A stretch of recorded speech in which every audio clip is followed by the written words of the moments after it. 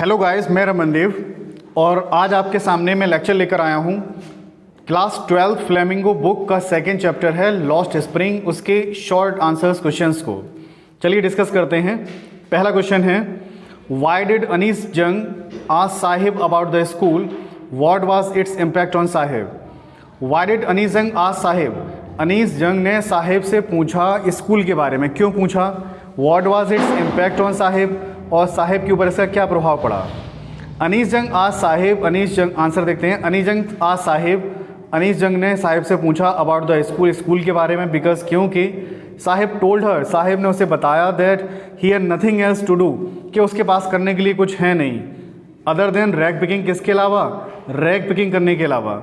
साहिब सून replied, Sahib ने तुरंत उत्तर दिया द ऑथर, ऑथर को, दैट के there was no school in his neighbourhood, कि उसके पड़ोस में कोई स्कूल ही नहीं है। और उसने ये कहा he said that he would go to school if anyone built it, कि वो स्कूल चला जाएगा अगर कोई उसका निर्माण करवा देता है तो। सेकंड क्वेश्चन की ओर चलते हैं। Why did Sahib and other rag pickers not wear chappals, Sahib और जो दूसरे रैग पिकर्स हैं वो चप्पल क्यों नहीं पहनते थे। What excuse did they give for it, और इस चीज़ के लिए वो क्या एक्सक्यूज देते थे। Sahib and other rag pickers did not wear chappals, Sahib और जो दूसरे रैग पिकर्स हैं डिड नॉट वियर चप्पल्स, वो चप्पल नहीं पहनते थे बिकॉज क्योंकि अकॉर्डिंग टू देम, उनके अनुसार, इट इज़ अ ट्रेडिशन, ये एक परंपरा है, टू स्टे बेयर फुट, क्या बने रहना, कि नंगे पैर बने रहना। नॉट लैक ऑफ मनी, मतलब इसके पीछे लैक ऑफ मनी कारण नहीं है, ये परंपरा है।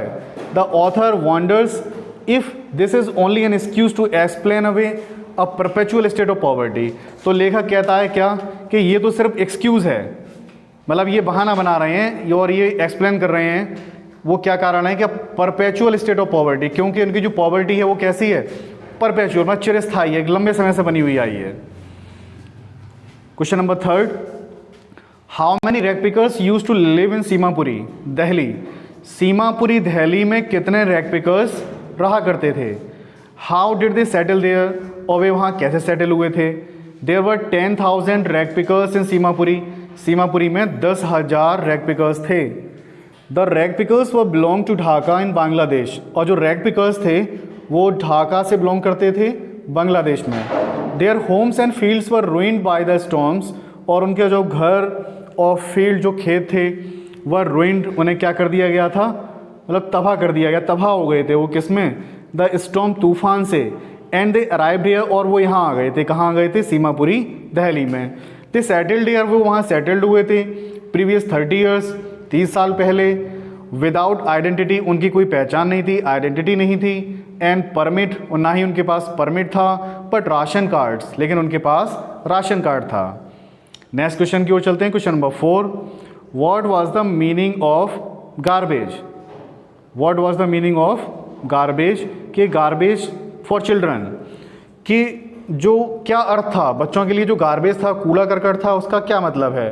What did they find in it, और वो इसमें क्या पाते थे। The meaning of garbage for children was wrapped in wonder, वो उनके लिए क्या था, जो गार्बेज ऑफ चिल्ड्रन, मतलब गार्बेज फॉर चिल्ड्रन, बच्चों के लिए जो गार्बेज था उसका मतलब क्या था, कि ये रैप्ड है इन अ वॉन्डर, और इसमें आश्चर्य है, क्या है, क्यों आश्चर्य है, कि दे फाउंड अ रुपी और 10 rupee note in the garbage dumps, क्योंकि वो गार्बेज डंप से कितना कमा लेते थे, 5 या 10 रुपये। यानी कि वो राइटर ने कुछ ऐसा दिखाया है कि उसमें गोल्ड देखते थे, तो यहाँ गोल्ड का मतलब किससे है, 5 या 10 रुपये कमाने से है, जो कमा लेते थे वो। Next 5, why did Sahib join the job eight milk booth, कि साहिब ने मिल्क बूथ पर नौकरी क्यों ज्वाइन की थी।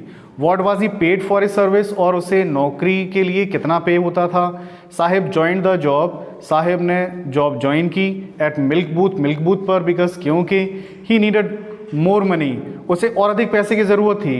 एंड मीन्स भोजन की, फॉर हिमसेल्फ, अपने आप के लिए, एंड फैमिली, फैमिली के लिए।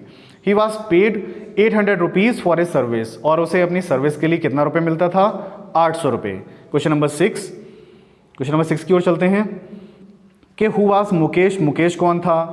Where did he belong and what was his ambition, और उसकी क्या क्या महत्वाकांक्षाएं थी, कहाँ से बिलोंग करता था। ये जो है कहानी जो एक 2 पार्ट में डिवाइड की गई है, तो दूसरे पार्ट की कहानी है, और दूसरे पार्ट का जो कैरेक्टर है वो क्या है, मुकेश, जिसमें बैंगल्स मेकर के बारे में बताया गया है कि चूड़ी बनाने वाले जो लोग होते हैं उनकी कहानी के बारे में बताया गया है।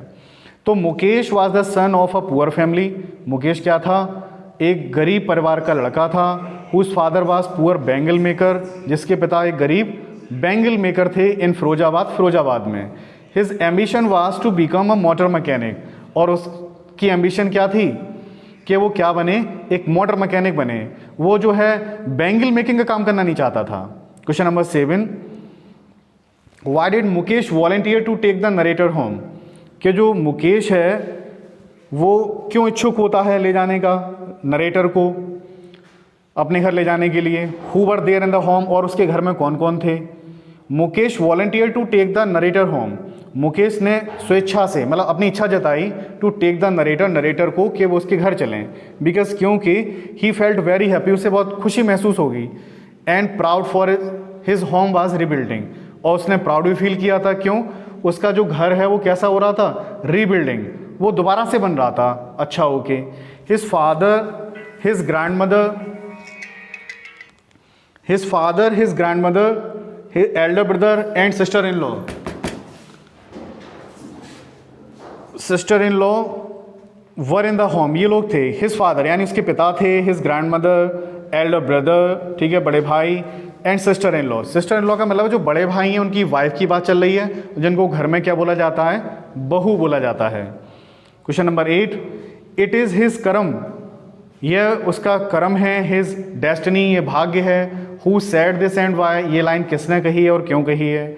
Grandmother of Mukesh said this, Mukesh की जो दादी माँ हैं उन्होंने ये बात कही कि इट इज़ हिज कर्म, यह उनका कर्म है ये उनका, डेस्टिनी उनका भाग्य है, भाग्य में उनके ही लिखा हुआ है। बिकॉज क्योंकि she had watched her on husband, कि उन्होंने अपने खुद के पति को देखा था, टू गो ब्लाइंड, अंधे होते हुए, with the dust from polishing the glass of bangles, के जो बैंगल्स का जो ग्लास है उसको पॉलिश करते समय जो डस्ट उड़ती है वो उनकी आंखों में जाती थी और उनकी आंखों की रोशनी चली गई थी। Born in the caste of bangle maker, कि बैंगल मेकर के घर में पैदा होना। They have seen nothing but bangles, उन्होंने कुछ भी नहीं देखा था। क्या देखा था, सिवाय बैंगल के अलावा कुछ नहीं देखा था उन्होंने। तो उन्होंने ये कहा कि ये भाग्य है, उनकी डेस्टिनी है, भाग्य में उनके यही लिखा है, बैंगल मेकर के भाग्य में, कि उन्हें यही काम करना पड़ता है। क्वेश्चन नंबर 9 की ओर चलते हैं कि what did the bangles symbolise, what is the role of bangles make of Firozabad, कि बैंगल जो हैं किस चीज़ का प्रतीक हैं। What is the role of bangles makers of Firozabad, और उनका क्या रोल है, किनका, बैंगल मेकर्स का फिरोजाबाद में। The bangle symbolises an Indian women सुहाग, जो बैंगल हैं वो प्रतीक हैं किसका, भारतीय महिलाओं के सुहाग का। अस्पीसियसनेस इन मैरिज, जो मैरिज में कैसा माना जाता है, अस्पीसियस। अस्पीसियस का मीन क्या होता है गाइस, अस्पीसियस मीन्स होता है शुभ। Generations making, the bangle maker of Firozabad have spend generations making colourful bangles. Bangle makers of Firozabad के जो बैंगल मेकर हैं, हैव स्पेंड जनरेशंस, उन्होंने कई पीढ़ियां बिता दी थी, मेकिंग कलरफुल बैंगल्स, क्या बनाने में, रंग बिरंगी बैंगल्स बनाने में, फॉर ऑल द वुमेन, सभी महिलाओं के लिए, इन कंट्री, देश में, but they are still in poverty, मतलब इतना मेहनत कर रहे हैं, कई पीढ़ियाँ उन्होंने बिता दी इसी काम को करने में, बैंगल्स बनाने में, लेकिन फिर भी वो खुद कैसे बने रहते हैं, स्टिल इन द पॉवर्टी, अभी भी वो गरीब हैं। नेक्स्ट क्वेश्चन की ओर चलते हैं, लास्ट क्वेश्चन जो है इसका, why could the bangle makers not organise themself into a cooperative, कि जो बैंगल्स मेकर हैं वो संगठित क्यों नहीं होते हैं, कोऑपरेटिव क्यों नहीं हो जाते हैं, किसी कोऑपरेटिव में संगठित क्यों नहीं होते हैं। व्हाट डू दे फेस, और वो क्या सामना करते हैं। The bangle makers could not organise, वो कभी ऑर्गेनाइज नहीं हो सके, संगठित नहीं हो सके अपने आप में, कोऑपरेटिव नहीं बना सके, वो एक संगठन नहीं बना सके, बिकॉज क्योंकि they have fallen into the vicious circle of middle man, क्योंकि वो जो है फंस गए थे, किसमें फंस गए थे, मिडिल मैन के कुचक्र में फंस गए थे। मतलब जो खराब सर्कल है, विशियस सर्कल का मतलब यहाँ पे किससे है, विशियस सर्कल का मतलब है कुचक्र, और मिडिल मैन मतलब जो बिचौलिए होते हैं, मीडिएटर का काम करते हैं, उनके कुचक्र में ये फंस गए थे।